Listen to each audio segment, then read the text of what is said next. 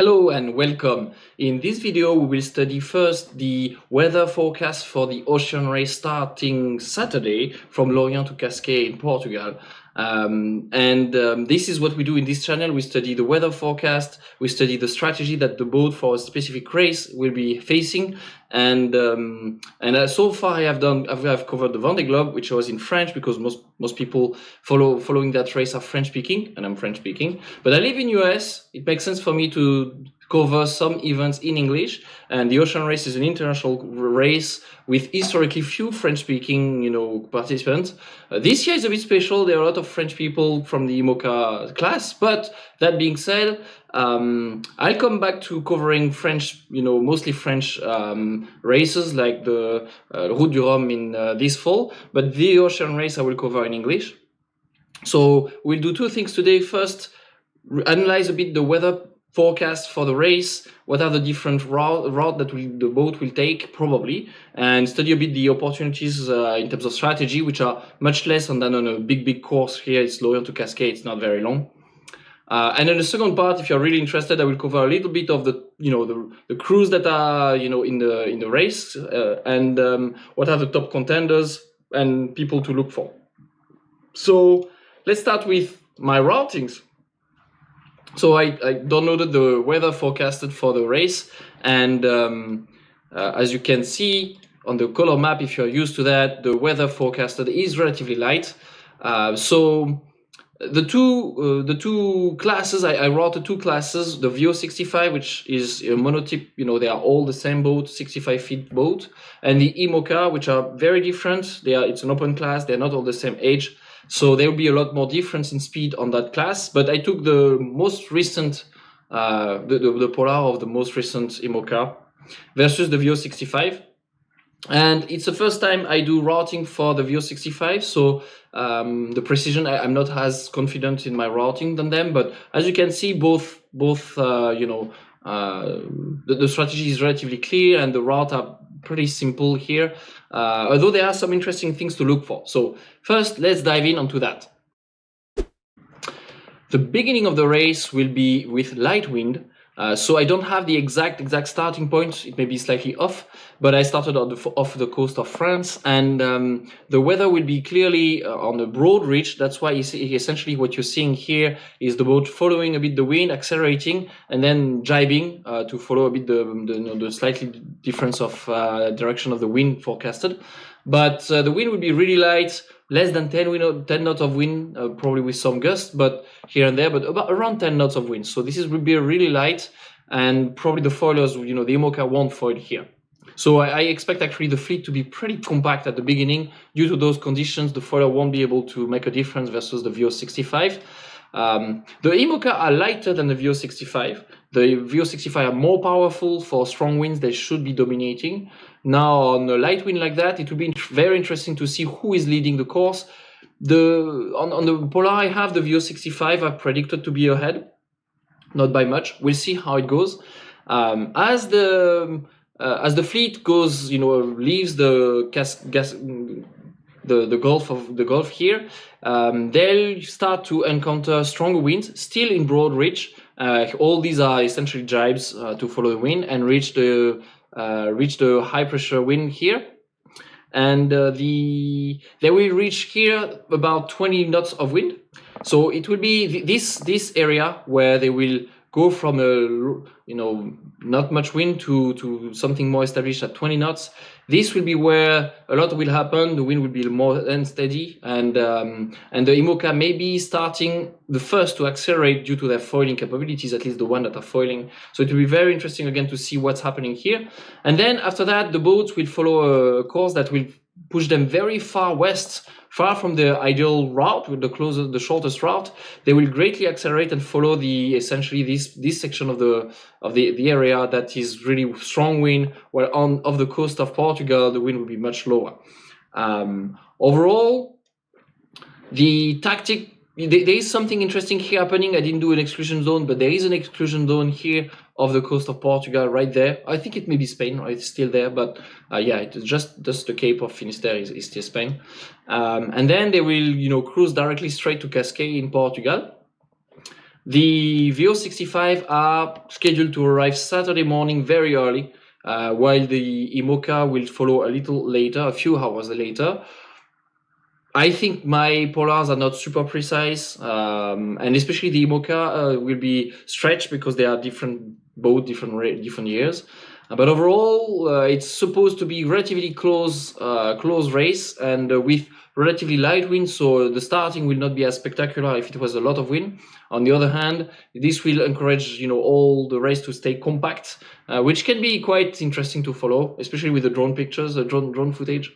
In any case, so that's essentially the weather forecasted, and I'll make an update Friday evening for your Saturday, so that you can have the latest updates of the weather for the day of the race. So this Australian race is really new in the sense that there are two classes. Historically, at least the last two events, they were VO65, and before that VO70, a bit bigger boat. Essentially, all boats are the same, right? So that's the class VO65. The race tends to be extremely close, very spectacular for that, with racing to the minute, and then last minute changes, and it's really impressive. IMOCA are slightly smaller boats, 60 feet. They are mostly used for single-handed or short-handed racing. Although some boats have been optimized for crew, this one, 11th Hour Racing Team, is the home team for me. They come from Newport, Rhode Island, at least at the home port, and this is like I live close to that. They are among the top contender. This is the former Hugo Boss boat from 2016. It's a very fast boat, and it has been modified and tuned for crew racing for a few years now. So they are really strong contender, and have been trained for that purpose, for that race, for a few years now. So really to follow. Now there's another boat that is very strong also, which is Bureau Valley, the former Occitane, actually, from the Vendée Globe this year. It's the most recent IMOCA on the planet. not a new one. There's not a newer one. It's really fast, and the crew is pretty big, with Louis Bourton being known for pushing its boat very hard.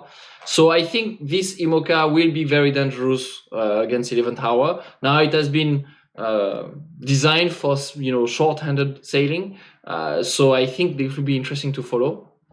And then Coram l'Épargne and Linked Art. I think Coram l'Épargne is still a new boat, but we didn't see him racing a lot because it broke during the early in the Vendée Globe. Still an interesting crew, short crew this time, so all the crew will probably follow all the way to all the races, while the other who have a big crew will have some permanent people and some rotating. Which can be good and not good depending on how you look at it. Fresher people, but not maybe as tuned, and the crew changing. Thomas Ruyant, which is a very good boat also. So I think those four are probably the contenders, with the first two being the strongest teams. Finally, there's the offshore team Germany, which I don't know anything about. It's an older boat. It's a non-foiling IMOCA. So I think they'll be there, especially when the wind will be lighter. Maybe they'll be still able to compete. I think they'll be at the back of the fleet probably. So that's for the IMOCA. Really exciting, I think, to see those boats to race against the VO65, which are heavier and more powerful. So in strong winds, probably they'll dominate. So this is AkzoNobel has been doing the previous campaign of Ocean Race. They are really among the top team for sure. Now, because the boats are the same, identical from one team to another, they have the choice of sails. But here the weather is relatively simple, so I don't think there will be big problems choosing the sails. So this is one of the really strong team. I think the other very strong team is this Mercury, skipped by Johan Richaume. They have been training for a long time now, very international crew, really preparing to win. Amber Sail 2, I don't know anything about them. They are predominantly Lithuanian. I don't think they have as much experience as some other, at least in that race. So maybe another different class. But on the other hand, because the boats are the same, they the other crew can definitely make some surprises. And be present and show themselves really at the head of the fleet. I would like to review in detail this one. The crew is relatively young, mostly Polish, not super well known in my opinion, except for the skipper. The skipper has been doing every single ocean race since I was born in '84, and the first race he participated was in '85. So this is he skipped multiple times. The ocean race, finished third twice, finished second once. That's his best result. I think he could make a surprise for sure, and he will be among the top team for sure. And then we have very international teams. We have a Swedish and Netherlands, and from the Netherlands. So this team I don't know much, but very interesting to see. Very excited to see people from this team, from this country. Sweden has participated multiple times in the ocean race. Another boat from mostly Australian people, which I don't know anything about, and finally one team from mostly Mexico, which is amazing. I didn't expect that. It's not a country that participates into those races typically, so it's really nice. And again, because the boats are the same, it could be a surprise. So to conclude, as you can probably see, I'm really excited about the ocean race, including the ocean race Europe, although the legs are really much shorter than what we are typically used to on this race. One of the specificities of that race is that there is someone dedicated to taking pictures, videos, and writing articles every day, publishing what the team is facing and leaving. This person will not at all sail and participate in any sailing maneuvers. It is there for documenting. And one of the top things that they do is flying drones to take live images of what's happening from outside, which doesn't exist in any other sailing race as far as I know, certainly not oceanic. So you can see footages like that from the previous ocean race. And you can see, the boat really pushing hard. This is not even the most impressive, but this is one I could find quickly. And it's, I recommend you to subscribe to the Twitter account of the Ocean Race, because they do publish all articles and the video, and that you will be able to follow like that. This is really, really something unique and particularly nice, because it allows us to really kind of live with them what's happening. And is also very spectacular. So on that, I'll see you in a few days before the race. I'll update Friday, and thank you.